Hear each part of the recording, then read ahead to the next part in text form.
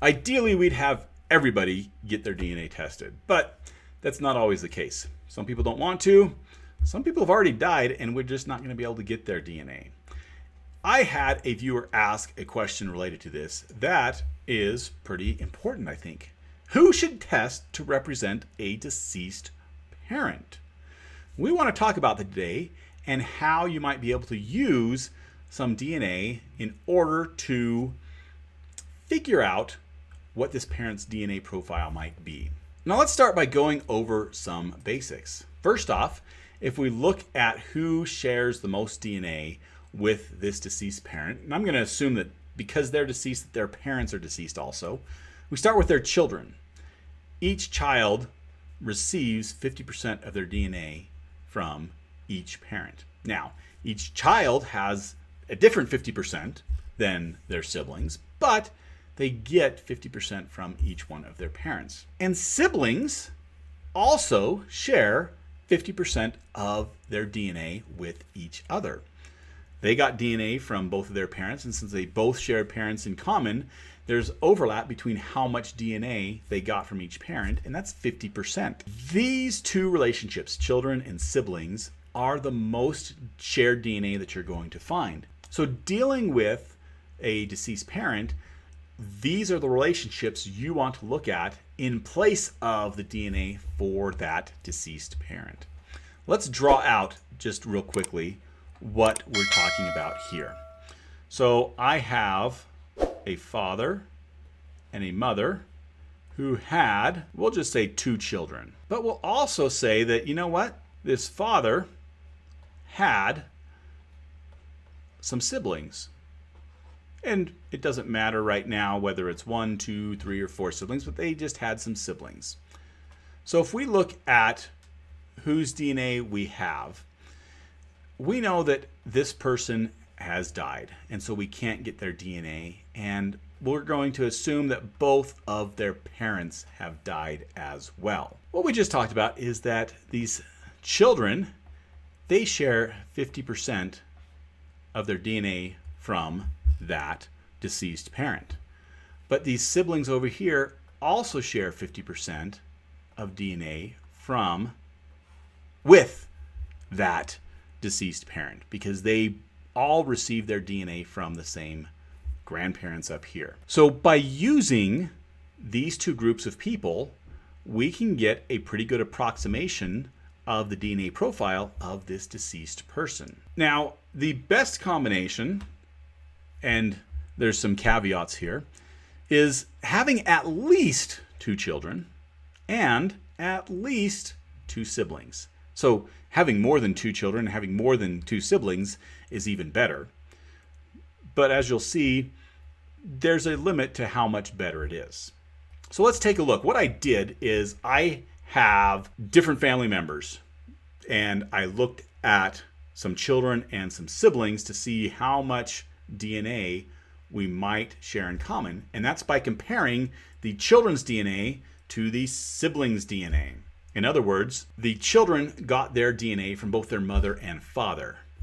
But the siblings and the deceased parent got their DNA from the same person. And as long as they're not related to the other side of the family, then by comparing the children to the siblings, we're seeing what DNA that deceased parent had. So we'll start off with here with just 1 child and 1 sibling, and it's about 21%. And I just painted this on DNA Painter to show. It's about 21% of the DNA that we can get if you just have 1 child and 1 sibling for this.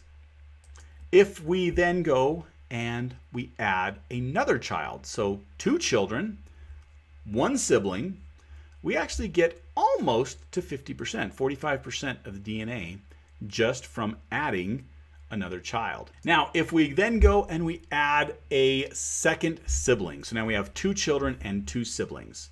So basically there's 4 comparisons going on here. We get about 66, about 2/3 of the DNA already. That's pretty good from just 2 siblings and 2 children. Now I'm using DNA Painter, and one thing for those of you who've used this before, is DNA Painter is divided up into paternal and maternal chromosomes. For right now, ignore that. I'm just showing the different siblings and the different children on different chromosomes, not showing paternal and maternal. The one difficulty with this comparison is you're not able to separate out which is maternal and which is paternal. But in order to get the numbers to calculate correctly, I had to separate out into maternal and paternal, but it does not represent maternal and paternal in this case. So 2 siblings and 2 children, we can identify about 66%, about 2/3 of the DNA of that deceased parent. If we then add a 3rd sibling, that goes up to almost 80%. So we have 2 children and 3 siblings. We're at 79% of DNA. And I've added a 4th sibling. So I've got 4 siblings and I've got 2 children. I'm at 83%. Now, as you've been looking at this, what you might notice is the amount that it goes up, even though the number of combinations increases, the amount it goes up starts to decrease. And so we started off at just below, with 2 children. With 1 sibling, we were just below 50%. We had a pretty big jump up by adding that 2nd sibling. We still had a good jump adding that 3rd sibling, but by the time we added that 4th sibling, it was actually really small, only about a 4% increase. And at this point, adding extra siblings is not going to significantly increase the amount of DNA that you find. So if you have 5 or 6 or 7 siblings, I'm not saying don't do it, just don't expect that you're going to see that much more. Likewise, if you're adding more children, you're not going to see that much more. You might be able to get to 90%, maybe even as much as 95%. If you had 4 children and 5 or 6 or 7 siblings, you might be able to get that much. If we look at this, you'll see that there are some sections of this DNA that we simply are not going to have. For instance, here on chromosome number 1, this is likely that this deceased parent did not inherit any of that DNA that is similar to their siblings' DNA. That was a unique part that they inherited, and so there's no comparison of their children that's ever going to find DNA in that section. And you can see as we're looking down here, there's actually several places all throughout the chromosomes, both big and small, that are like that. Areas where we're just not going to find the DNA because it doesn't exist. And so you're never going to get to 100%. I've not done studies, but I would guess that probably around 90 to 95% is the extent of what you're going to be able to get to with comparisons between siblings and children for that deceased ancestor. Now, you can improve this in a couple of ways.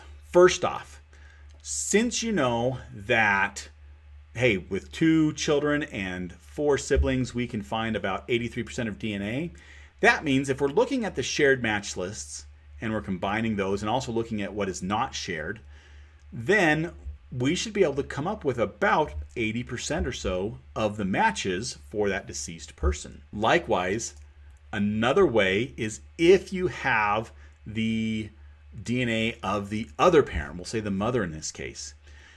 On GEDmatch, you can actually phase those kits for the children so that you now have a phased kit of the paternal DNA and a phased kit of the maternal DNA. Instead of comparing just the child's kit to the siblings, you can compare the phased kit, that paternal kit, to the siblings, and that's going to give you a more accurate representation of where that shared DNA is. Again, for deceased people, there are some different techniques that we can use, and this is one of them, is using some other close relatives in lieu of their DNA, which we don't have. Children and siblings share the most DNA with any person, and so these are the ones that we want to focus on, and the comparison between them is going to tell us which DNA we have and which matches might help us identify more information about that deceased ancestor. So if you are in this situation where you have DNA from one parent but not the other, and you have some children, of that parent and you have some siblings of that parent, you can start to look at where they line up to understand what DNA they share, and then start looking at the matches of those to figure out who matches this deceased ancestor. Now, if you would like to learn how to phase a kit, you can watch this video up here. And if you want to learn something else about DNA, then you can watch this video down below.